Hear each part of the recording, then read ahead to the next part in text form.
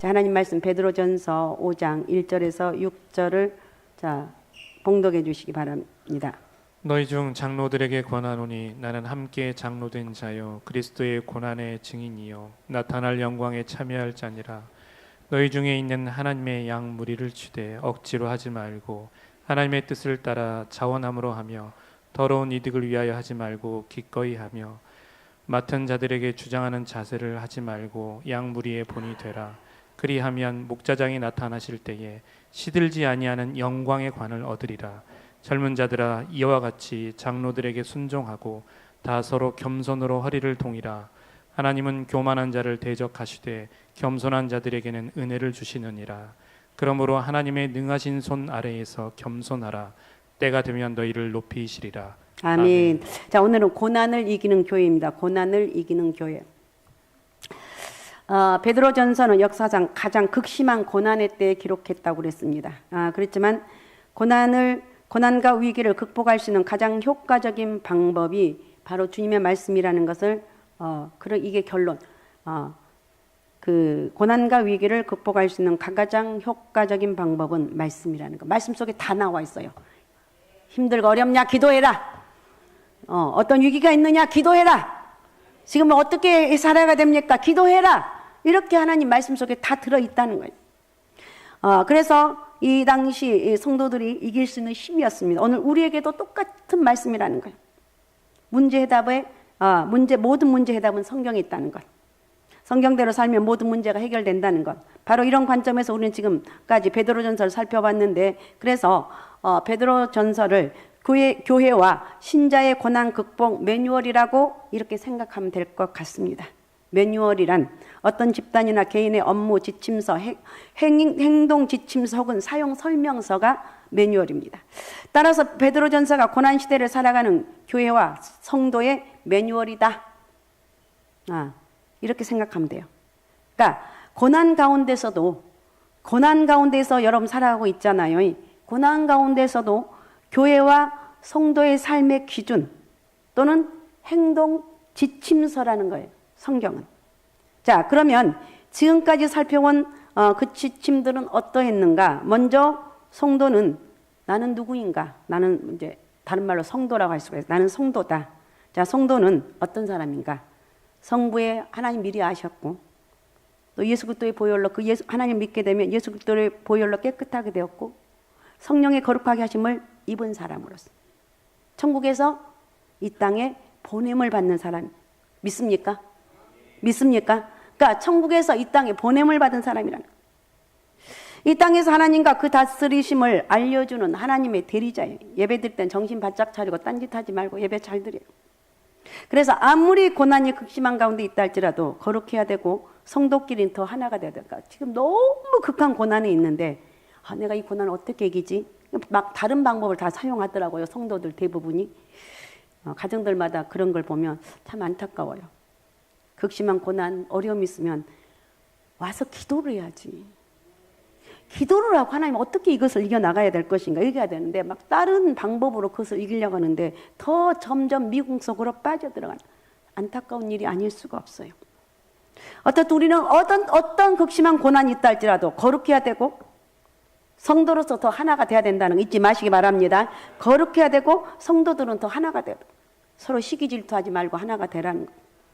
고난을 이길 수 있는 가장 강력하고 효과적인 무기는 성경 말씀과 기도라는 거예요. 말씀의 능력을 체험하고 기도하면서 그 은혜를 풍성히 누리면 영적으로 인격적으로 성숙해질 뿐만 아니라 모든 역경과 시련을 이겨나갈 수가 있다. 믿습니까? 지금 어려움이 있지? 너 별거 아니야. 빵! 예수 그리스도로 명령에 떠나갈지어다. 나한테 떨쳐버리는 거야. 나는 하나님의 사람이다. 그럼 마귀가 야, 너 잘난 것도 없으면서 너 얼마나 죄도 짓고냐. 그래, 나는 그랬지만 예수님이 나를 위해서 십자가 못 박혀 돌아가셨으니까 넌 꺼져. 예수 이름으로 명하노니 넌 꺼지라니까. 꺼져. 예수 이름으로 꺼지라고. 이렇게 마귀는요, 이렇게 면박을 주면요, 엄청 마귀도 나름대로 스트레스 받아요. 마귀가 스트레스 받고 진짜 이건 정말 내가 아무리 이게 넘어뜨리려고 해도 안 되네. 꺼져. 예수 이름으로 명하노니 넌 꺼져. 다른 이름으로 할 수가 없어요. 예수 이름으로 꺼져. 예수 이름으로 꺼져. 떠나가. 당당하게 외치는 거예요. 아셨습니까? 근데 우리 믿음의 사람들은 왜 이렇게 약한지 환장하고 된장하고 고추장하고 좀 보통 일이 아니라니까. 어쨌든 우리는 정신을 바짝 차리고 나는 하나님의 사람에 기도하면서 이렇게 나가는 게요. 자, 베드로전서 2장 9절을 한번 읽어주시기 바랍니다. 베드로전서 2장 9절 내가 안 보냈나요? 그러나 너희는 택하신 족속의 왕같은 제사장들이요 거룩한 나라요 그의 소유가 된 백성이니 이는 너희를 어두운 데서 불러내어 그의 기이한 빛에 들어가게 하신 이 아름다운 덕을 선포하게 하심이라. 성도들은 이 세상 사람들과 아주 다르다니까요. 하나님의 사람들이라는 거예요. 우리는 누구냐? 하나님의 사람이다. 당신은 누구예요? 오케이. 그러니까 누군가, 넌 누구야? 그럼 뭐 가른 말 다 하겠지만 뻥. 나는 누구냐? 하나님의 사람이다. 넌 누구냐? 그럼 나는 하나님의 사람이다. 믿습니까? 당신은 누구예요? 네, 저는 하나님의 사람입니다. 이 하나님이란 말만 들어가도요, 사람들은 움찔해요. 그리고 마귀가 틈타지 못해요. 그러니까 성도들은 세상 사람들 아주 특별한 사람들이기 때문에 아무리 현실이 힘들고 괴로워도 그 신분에 맞게 품위를 잃어버리면 안 돼요. 품위, 영적인 품위. 나는 영적인 품위가 뭐냐? 하나님의 사람이다. 알았습니까? 나는 하나님의 사람이다. 영적 품위를 갖는 거예요. 교회가 반정부 단체 취급을 받고 성도들이 짐승 취급을 받는 상황 따라서 황제나 지도자들을 저주하고 저항하는 것이 당연해 보이는 상황 가운데도 성도는 모든 제도 혹은 위에 있는 왕이나 혹은 총독에게 순종하고 왕을 존대하라고 주 안에서 그렇게 하라겠습니다. 주님을 배반하면서까지는 하면 절대 안 되고 주 안에서 그렇게 하라는 거예요. 이게 성경이라는 거예요. 그러면 주님이 주시는 여러 가지 유익을 누릴 수가 있고 주님의 참된 지자가 되어서 주님의 뒤를 따를 수가 있다는 거예요. 또한 고난 가운데서 가정을 교회처럼 천국처럼 만들어야 됩니다. 그러니까 내가 고난이 있는데 우리 가정에 가서 내가 딱 서면 다 사단에 그냥 익혔던 사단들이 다 떠나가는 거예요. 까불지 말고 사탄아 물러가라고. 여러분 기도하는 것밖에 없어요. 마귀는 기도하는 것밖에 없다니까요. 성도가 당한 고난은 그 자체로서 하나님의 백신이고 치료제이기 때문에 아무리 내 자신의 고난이 힘들고 괴로울지라도 그 고난이 가운데 여러분 다른 사람에게 기도해주고 또 다른 사람을 이렇게 케어해준 사람도 문제가 없습니까? 문제가 더 많을 수 있어요. 그러나 내가 고난이 있고 힘들지라도 다른 성도들을 치유하고 핍박하는 사람까지 치유하는 삶을 살아가야 되는 이게 영적 능력이에요. 믿습니까? 그래서 성도는 성도의 고난은 지금과 장차를 위한 하나님의 놀라운 선물이다. 그래서 슬기롭게 이겨나가야 된다. 그래야면 하나님께 영광을 돌리고 고난보다 수백 배, 수천 배 더한 상을 받을 줄로 믿습니다. 그러니까 따라서 성도의 고난은 절대로 마이너스가 아니라 플러스다는 거예요. 뿐만 아니라 고난 때문에 순탄할 때는 잘 보이지 않던 예수님을 고난 때문에 보게 돼요. 그리고 주님을 닮게 되고 내가 이렇게 고난이 왔는데 어떻게 살아가야 될 것인가, 주님이라면 어떻게 할 것인가, 성경을 통해서 깨닫게 되고 기도하면서 어쩌면 영적으로 또 깨닫게 하고 주님을 닮게 되고 고난 때문에 더 거룩하고 깨끗하게 된다는 거예요. 그렇기 때문에 성도는 고난의 때를 힘들고 괴로운 때라고 말하기보다 기도할 때다. 고난이 왔습니까? 기도할 때다. 할렐루야. 더 사랑할 때다. 믿습니까? 더 대접해야 된다. 더 봉사해야 된다. 이렇게 하라는 거예요. 고난이 왔다. 힘들고 괴로워. 나 힘들어요. 하나님 나 죽겠어요. 힘 안 든 사람 없다니까. 고난이 오면 더 기도 내가 기도 안 했더니 세상에 기도 안 했더니 이놈 마귀 새끼가 또 나한테 이렇게 갑질을 안 해. 사탄아 물러가라고 기도하면 담대함이 생기고 능력이 생기고 더 사랑하라는 대접하고 봉사할 수 있을 때 봉사하라는 거예요. 이렇게 성도로 사는 것은 남다르게 사는 것이고 다른 사람 볼 때 안 믿는 사람 볼 때 저거 이상하게 사는 족속이야. 그리고 좋아. 나는 이상하게 사는 족속이야. 나는 맞아. 나는 이상하게 산다. 다들 한숨을 푹푹 내쉬고 푹푹 한숨을 내실 때 찬송하고 기도하면서 기도하고 다들 어깨가 축 처져 있을 때 춤추고 모두가 절망적일 때 희망을 노래하고 모두가 부정적일 때 할 수 있다 하면 된다. 그 다음에 또 뭐지? 하여튼 있잖아요. 해보자! 소리 질러가면서 그런 마음이 그냥 힘을 얻을 때까지 하는 거예요. 이게 할 수 있다고. 이게 보여주는 삶이 성도의 삶이에요. 그래서 오늘은 고난 가운데 교회 생활, 성도에서 어떻게 교회 생활을, 교회 생활 그러면 이 고난 가운데서 내가 어떻게 교회 생활을 해야 될 것인가. 이게 정말 중요한 거예요. 교회는 하나님을 떠나서 세상에 흩어졌던 하나님의 백성들을 불러 모은 공동체입니다. 또 교회는 주님의 몸으로서 마치 예수님이 세상에 계신 것처럼 주님을 보여주고 들려주는 공동체예요.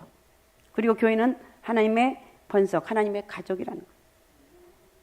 따라서 삼위일체 하나님의 하나이듯이 이 땅의 부부는 둘이지만 왠지 모르게 하나라고 그러잖아요. 부부가 하나이듯이 성도는 주 안에서 한 몸이라는 거예요. 교회가 이러기 때문에 고난은 그 개인이나 특정 지역의 문제가 아니라 모두의 문제라는 거예요. 그가 힘들고 아프면 나도 힘들고 아프고, 이게 바로 교회예요. 저 사람이 힘들면 나도 아파하고 괴로워하고, 구역 식구 한 사람이 문제가 있으면 내가 괴로워서 아파하고 힘 좀 내세요. 내가 기도하고. 다른 분께 그 고난 가운데 있는 사람에게는 뭐가 위로가 될 수가 없어요. 손잡아주면서 내가 기도하겠습니다. 내가 기도하고 있어요. 그러면서 말만 그러면 안 돼요. 기도해야 되죠. 기도해야 됩니다. 그래서 고난은 공동체가 함께 감당하여 이겨낼 문제라는 거예요. 자, 그러면 교회 공동체가 고난을 이겨내는 구체적인 방법은 무엇인가? 자, 고난 가운데 있는 교회 매뉴얼이. 자, 그럼 고난 가운데 있을 때 교회는 어떻게 해야 될 것인가? 어른들에게 말합니다. 어른들에게. 자, 어른들에게 그 고난 가운데 있을 때는 어떻게 될 것인가? 1절 한번 읽어주시기 바랍니다. 너희 중 장로들에게 권하노니 나는 함께 장로된 자여 그리스도의 고난의 증인이요 나타날 영광에 참여할 자니라. 아멘. 아멘. 베드로 먼저 장로들에게 권하고 있습니다. 따라서 우리는 본문이 말한 장로가 어떤 사람을 가르치는지 알아봐야 돼요. 본문이 말한 장로는 좁게 보면 교회의 직분자로 세움을 받은 사람들을 말하고 있습니다. 즉 장로는 신실한 신앙생활과 존경받는 인격으로 인정받아서 교회로부터 직분을 받은 사람을 가리키는 호칭이라는 거예요. 그리고 장로는 그리스도의 고난의 증인이에요. 고난의 증인. 예수님의 증인으로 살아가는 사람이라는 거예요. 또한 장로는 나타날 영광에 참여할, 즉 주님이 다시 오실 날 그 앞에서 인정받고 상 받을 만큼 헌신적으로 사는 사람을 말한다는 거예요. 따라서 이 장로 넓은 의미로도 해석해도 무방한데, 어쨌든 장로는 베드로처럼 신앙의 1세대라고 할 수, 1세대. 여러분 처음 예수 믿는 분들 계시죠? 우리 뭐 어떤 사람 5대째, 6대째, 아니면 뭐 7대째까지 있는지는 모르겠지만 1대, 2대는 엄청나게 많아요. 그러니까 베드로처럼 신앙 1세대라고 부를 수 있는 사람들을 가르치는 말이라고 생각하면 돼요. 교회 어른들, 즉 나이와 경륜과 삶에서 선배가 되는 사람을 넓은 의미에서 가리키는 거예요. 여러분 사회나 국가가 어려울 때요, 어른이 필요해요. 어른이. 문제가 없을 때, 소위 잘 나갈 때는 젊은이들이 주위로 보이는 거 좋은 거예요. 어려운 때가 되면 사람들은 어른을 찾아요. 어른. 그 다음 좀 더 구체적으로 어른은 어떤 사람을 가리키는가? 어른은 존경받을 만한 영적이고 인격적인 성숙을 이루어서 그 마음이 넓고 사상이 깊은 사람이라. 또 모범이 되는 사람. 앞서가는 지도자. 조금 힘들겠는데요. 내가 하면 힘들지만 주님이 하시면 충분히 할 수 있다. 믿습니까? 주님이 하시면 충분히 할 수가 있습니다. 그래서 어른은 젊은이들이 그들의 경험과 지혜의 말을 교훈으로 삼을 수 있는 사람, 그들의 간기를 믿고 따라갈 수 있는 사람, 그들의 말 한마디에서 큰 힘을 얻는 사람, 그리고 그들의 존재 자체만으로 든든함을 갖게 되는 사람을 어른이라고 그래요. 여러분에게 어른이 있습니까? 곰곰이 생각. 여러분 힘들 때는 권사님, 장로님들은 조금 영적으로 괜찮죠. 그리고 권사님들의 영빨이 또 그래 또 괜찮은 것 같아요. 권사님, 내가 이렇게 힘들어요. 기도해 주세요. 그러니까 어쩌면 구역은요 엄청난 능력이에요. 그냥 구역 인도자들은요 영권이 있어야 돼요. 이 말은 뭐냐? 기도하시라는 거예요. 기도해서 구역 식구들을 돌봐야 돼요. 자, 어쨌든 이런 안타깝게도 우리나라의 문제 가운데 하나가 바로 어른들이 보이지 않는 거라고 말하고 있습니다. 선배 혹은 어른을 공경하는 것은 구시대 유물로 여겨지는 것이 이미 오래되었습니다. 교실에서 교권이 무너진 지는 이미 오래되었고 선배들이 후배를 눈치 보느라 제대로 가르치지 못한다고 그럽니다. 일반 기업이든 공무원 사회든 다를 게 없다고 말하고 있어요. 이런 현실을 두고 역사가들은 어른이 있는 사회는 복된 사회이지만 어른으로 인정받고 존경받는 사람이 없는 사회는 불행하다고 말했어요. 심각한 문제죠. 저와 여러분이 어른이 됩시다. 할렐루야.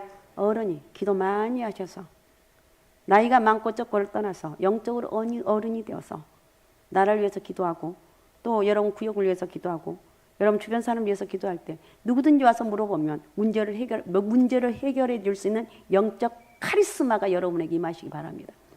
할렐루야.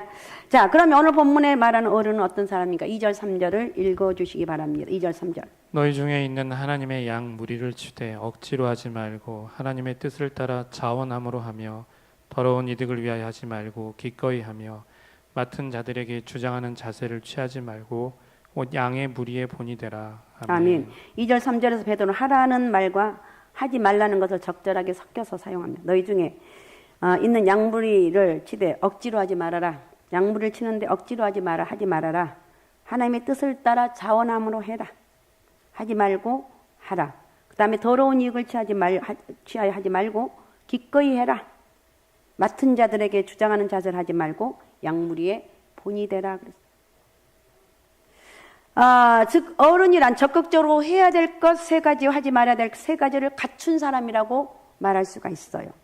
집에 가셔서 오늘 여기 한번 2절 3절을 다 한번 읽어보시기 바랍니다. 자, 그렇다면 어른은 무엇을 하는 사람인가?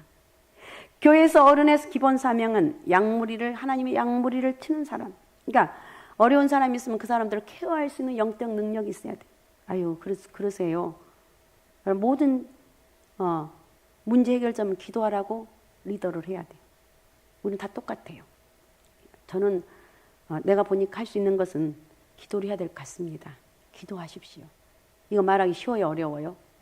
내가 기도 안 하니까 그 말을 할 수도 없어요. 기도하라는 거. 기도합시다. 제가 부족하지만 기도하겠습니다. 그러니까 이 당시 상황에서 교회 어린이, 이 당시 베드로 이 전서 쓸 당시에 교회 어른이 된다는 건 정말 쉽지 않는 문제였어요. 일본 강점기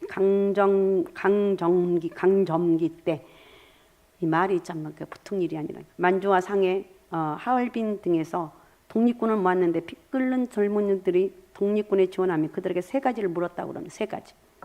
첫째, 총마다 죽을 각오가 되어 있느냐. 둘째, 굶어 죽을 각오가 되어 있느냐. 세 번째, 얼어 죽을 각오가 되어 있느냐. 이처럼 베드로 장시 교회 어른이 된다는 것은 순교할 첫 번째 제물이 된다는 의미였어요. 따라서 자원한다는 것은 죽으려고 불속으로 뛰어드는 것과 같은 일이었습니다. 그런데도 자원해서 어른으로 살려는 사람들이 있었습니다. 그렇게 자원하여 어른이 되면 그에 따른 책임이 컸습니다. 우선 어른이 된 사람은 양무리의 본이 되어야 된다는 거예요. 모범, 본이라는 모범, 모델이 되어야 되는 거예요. 신앙의 본이 돼야 되고, 삶의 본, 예배의 본. 아이고, 저 사람은 권사님이고 장로님이다. 도대체 예배 주일날 한번 뻐끔하면 끝이네. 성도들이요, 말은 안 해도 다 비웃고 있다니까요. 무슨 말을 했을 때? 영적인 말을 해야 돼. 삶의 본이 돼야 돼. 이렇게 한 사람은 그럴 때, 아이고, 내가 그렇게 살아야 되는데 못 살았어. 그럴 때 가장 눈에 띄기 쉬운 그 본이 뭐냐면 예배의 본을 보이는 거예요. 말씀과 기도, 생활의 본을 보이고 섬김과 나눔과 선교의 본 등을 구체적으로 보여줘야 되는데 어쨌든 안 될 때, 이런 모든 것이 안 될 때 예배의 본을 보이라는 거예요. 어떤 상황 가운데 예배를 바르게 드리라는 거예요. 그렇게 하면 일반 성도들이나 젊은이들이 따르게 만들 수가 있다는 거예요.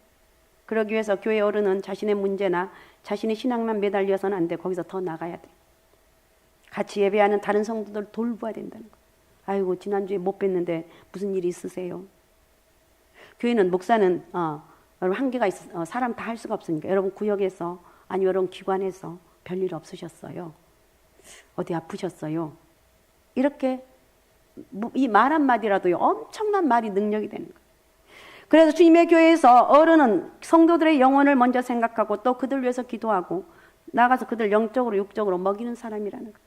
그렇게 주님은 그 힘든 상황에서 교회 어른이 되었으면 어른 노릇 제대로 해라 할 말이 어른 노릇 제대로 하라는 거예요. 이렇게 우리에게 촉구하고 어른 노릇 제대로 하라. 그러면 뭘로 해야 되죠? 아까 쭉 얘기했는데 저는 그거 안 되니까 기도로 하겠습니다. 제일 쉬운 게 기도라고. 기도로 내가 할게요. 하라는 거예요.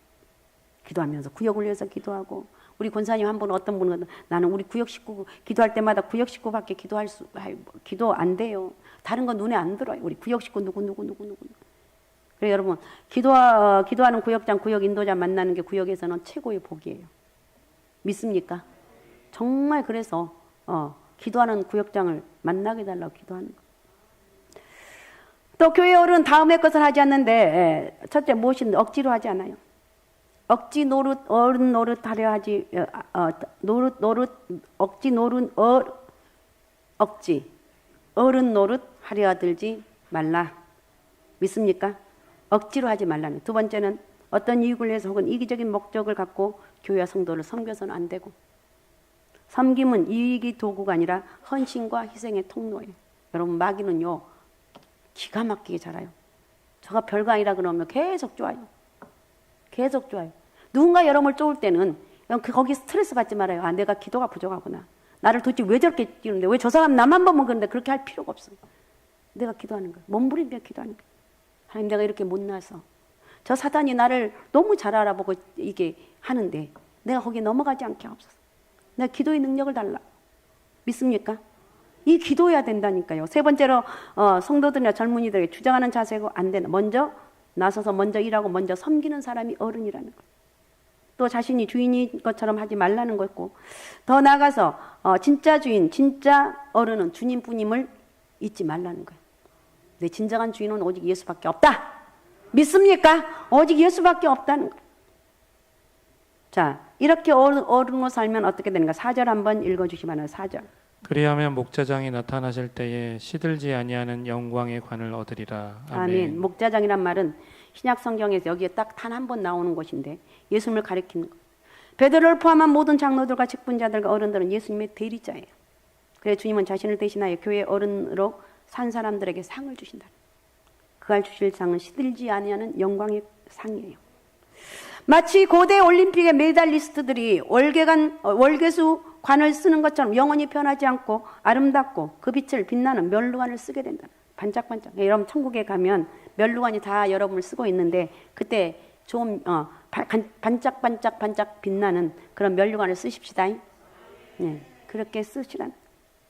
그래서 우리는 주 안에서 어른이 되었다는 것은 신앙의 본, 예배의 본, 말씀과 기도와 생활의 본. 더 이게 안 되거든요. 예배의 본을 보이라는 거. 사람들은 예배만 잘 드려도요, 저건 진짜 존경받을 사람이에요. 잘 모르니까 예배만 잘 들어.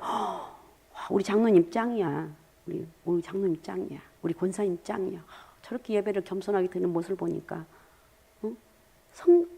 저절로 고개가 숙여진다는 거. 믿습니까? 말씀과 또 기도와 생활의 본, 가정생활과 직장생활의 본, 시간 사용과 물질 사용의 본이 되시라는 것. 또한 헌신과 봉사로서 교회 생활의 본이 되어야 돼요. 무엇보다도 어른으로서 하나님 아버지의 마음, 주님의 마음으로 성도들의 영혼과 육신이 가정을 비롯한 현실이 아무런 삶이 아무런 문제가 없는 집은 없습니다. 절대로 있어요. 문제 투성이. 왜 나만 이런 아니라니까. 다 문제가 있어요. 그 문제가 있는데 그 문제를 이겨나가는 그 힘이 기도라는 거예요. 믿습니까? 기도하며 이겨나갈 수 있는데 그 기도를 못하는 거예요. 사단이 맞기 때문에. 단 어려운 이들을 물질로 도와주고 무엇보다도 기도와 간구를 하나님께 아래는 우리가 어른이 돼야 될 줄로 믿습니다. 영적인 어른. 그 다음에 두 번째 성도들에게 한번 살펴보겠습니다. 고난 가운데서 교회 생활에 관한 두 번째 말씀은 젊은이들 혹은 일반 성도들을 향한 말씀입니다. 5절 한번 읽어주시기 바랍니다. 5절. 젊은 자들아 이와 같이 장로들에게 순종하고 다 서로 겸손으로 허리를 동이라. 하나님은 교만한 자를 대적하시되 겸손한 자들에게는 은혜를 주시느니라. 아멘. 베드로는 젊은이들의 공감을 이와 같이라는 말을 사용하고 있습니다. 이것은 베드로전서 내내 위에 있는 권세나 조직의 수장에게 순종하고 존대할 것을 강조하는 흐름이에요. 이와 같이. 이와 같이 진실하게 섬기라는 거예요. 말씀드린 대로 성도는 잔악한 학살자인 네로에게 그의 지시를 따르는 지방 정부에게 너무나 억울하게 괴롭히는 주인에게 순종하고 그들을 존대하라고 말합니다. 원통에도 존대하라는 거. 이렇게 교회 안의 어른들에게도 존대하라는 거. 순종은 성도들끼리서 너무나 당연한 거예요. 자기가 뭐라고, 지가 뭐라고 그렇게 하지 마세요. 섬기라는 거예요. 아유, 제가 기도하겠습니다. 좀 허리를 바짝바짝 굽혀도 괜찮아요. 그래서 순종하라는 것은 우리가 모두 본받아야 될 일인데 히브리서 13장 17절은 뭐라고 얘기하고 있는가? 너희를 인도하는 자들에게 순종하고 복종하라.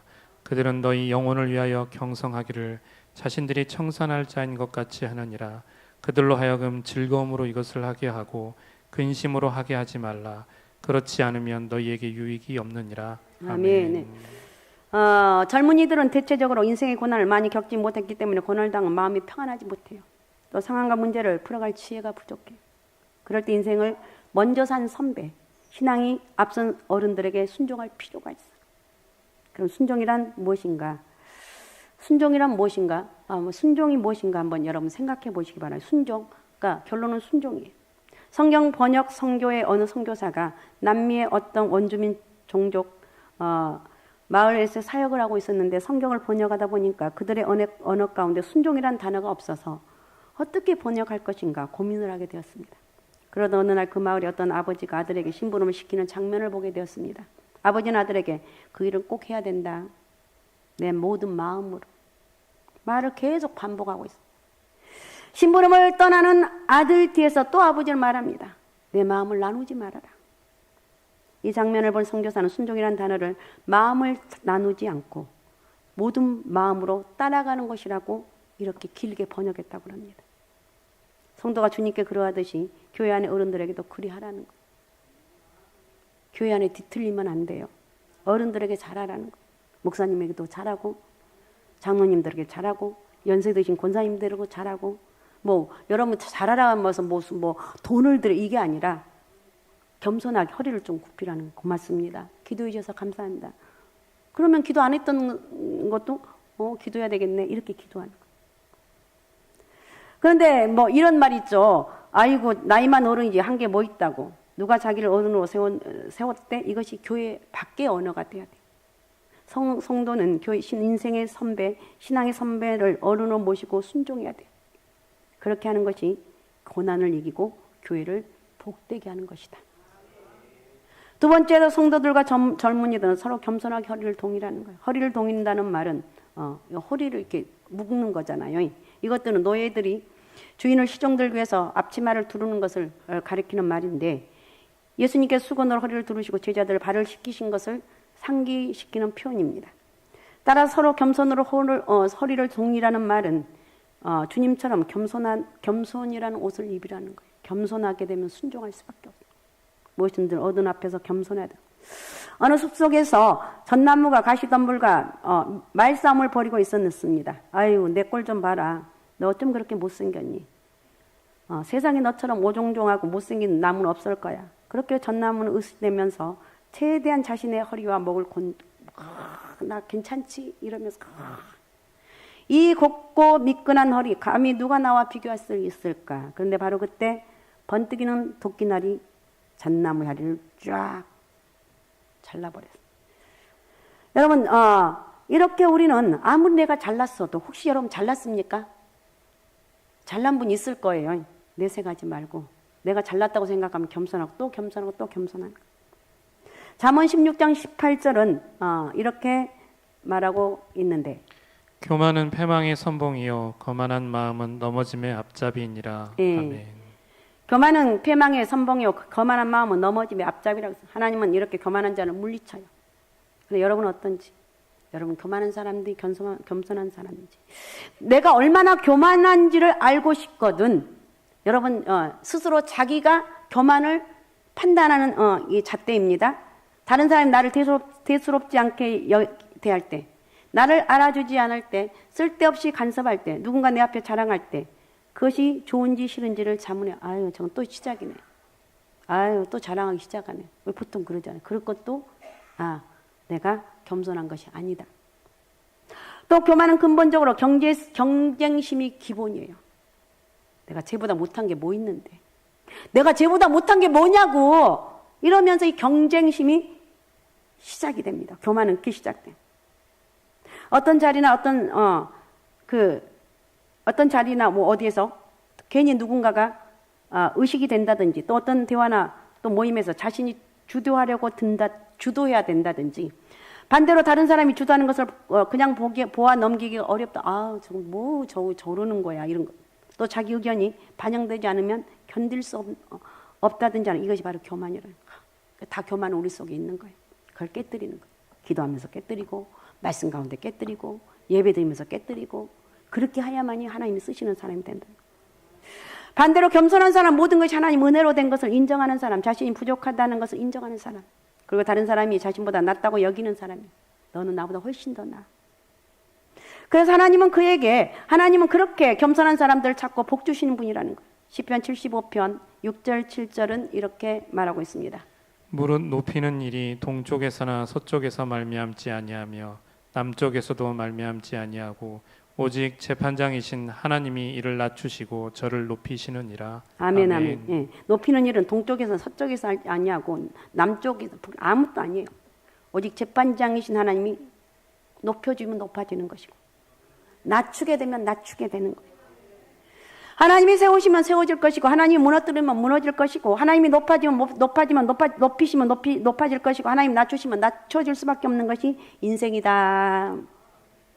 그래서 우리가 할 일은 하나님 앞에서 겸손하고 서로 순종하면, 그러면 하나님이 기뻐하시고 복을 주실 줄로 믿습니다. 그렇게 해서 성경대로 고난을 이기는 교회가 되어야 되겠죠. 베드로 장치 교회는 고난을 이겨냈습니다. 교회를 잔악하게 무너뜨리려고 하고 성도들을 죽이려 하고 로마가 기독교 정부가 되었어요. 기독교가 되었어요. 그때부터 로마의 신은 주피터나 황제가 아니라 여호와 하나님으로 바뀌었어요. 이렇게 교회가 고난을 잘 버티고 이겨냈다는 것은 교회 어른들과 젊은이들이 하나가 되어서 결국은 로마가 기독교 나라가 되었다는 거예요. 많은 사람들이 그때만큼 아닐지라도 현재 우리나라의 현실은 위태롭기만 하다고 합니다. 코로나 여파로 마치 병아기를 맞은 것처럼 사회, 경제, 정치, 국방, 외교 등 모든 것이 얼어붙었습니다. 지금 조금 회복이 돼. 그래도 여전히 미국은 방위비 추가한다고, 또 일본은 여전히 그렇고, 중국은 우리 거들떠도 안 보고, 하여튼 여러 가지로 우리는 뭔지 모르게 다 제껴져 있는 것 같아요. 그러니까 우리나라는 누구 때문에 여기까지 하나님은 은혜로 왔는데도 이 바보들을 멍텅구리 이 나라 이민족 사람들이 그걸 모른다니까. 우리는 하나님 은혜를 잊어버리면 안 돼요. 하나님 앞에 나라 민족으로서 기도하는 걸 잃어버리면 안 된다니까. 교회적으로는 어떤가? 코로나19가 막 시작될 때 학자들은 코로나 이후에 한국교회는 예배 위기를 맞을 거라고 했고, 교인들이 최소한 15% 정도는 줄어들 것이라고 했어요. 그 예상대로 한국교회의 예배는 아직도 온전하게 회복되지 못하고 있어요. 이런 내부적인 고난 때 교회는 어떻게 해야 되는가? 먼저 믿음과 인생의 어른들이 더 어른스러워져야 돼요. 예배의 본이 돼야 돼요. 다른 것 말로 할 수가 없어요. 예배 본이 되자. 예배 잘 드리자. 예배 안 나오고 있는 사람들이 있으면 주 앞에서라도 예배에 나오게 하는 거예요. 예배 본이 되게 돼. 예배의 본이 되고, 말씀과 기도와 섬김의 본이 되어야 되고, 가정과 삶의 현장에서 본이 되는 어른들이 많을수록 위기가 빨리 극복될 줄로 믿습니다. 어른들이 많이 더 움직이고, 어른들이 더 많이 기도하고, 더 많이 헌신하고, 더 깊이 예배할 때 교회는 고난을 빨리 이겨낼 것이고, 고난을 복으로 바꿔가는 그런 역사. 하나님 안에서 능치 못함이 없다니까요. 믿습니까? 믿습니까? 그래서 어른들이 기초를 든든히 다져준 그 위에 일반 성도들과 다음 세대들이 그 본을 받아서 그 뒤를 따르게 되면 다음 세대인 그들에게도 복이 되고, 또 교회는 고난과 위기를 더 빨리 극복해 나갈 수가 있다. 믿습니까? 우리 교회가 신앙과 삶의 무게 중심을 바로 잡아줄 수 있는 영적인 어른들이 많이 일어났으면 좋겠습니다. 영적인 그런 중심을 잡아주는 사람, 주님을 향해 충성과 교회를 위해서 헌신하는 사람들. 여러분, 교회를 헌신하고 수고하시면 우리 교회는 정말 많습니다. 잘하시는 거예요. 하나님이 다 갚아주실 때가 있어. 다 갚아주실 때가 있어. 절대 우리 인간도 공짜가 없는데, 하나님은 헌신하고 수고한 여러분들의 수고를 다 갚아주신다. 그래서 정말 어디를 가든지 나는 상갈수만교회 성도다. 나는 하나님의 사람이다. 이렇게 고백하면서 하나님의 아름다운 교회를, 여러분이 또 아름다운 교회가 되기 위해서 어디를 가든지 복음을 전할 수 있는 그런 은혜가 있으시기 바랍니다. 그런 축복의 통로가 되시기 바랍니다. 오직 예수, 오직 믿음, 오직 성령 충만함으로 우리 교회가 이런 교회가 되길 원합니다. 어떤 고난도 어려움도 이겨나갈 수 이런 축복의 교회가 되길 원합니다. 그래서 고난을 이기는 교회고 성도들에게 주님의 복을 공급하는 교회, 그 교회가 바로 우리 교회입니다.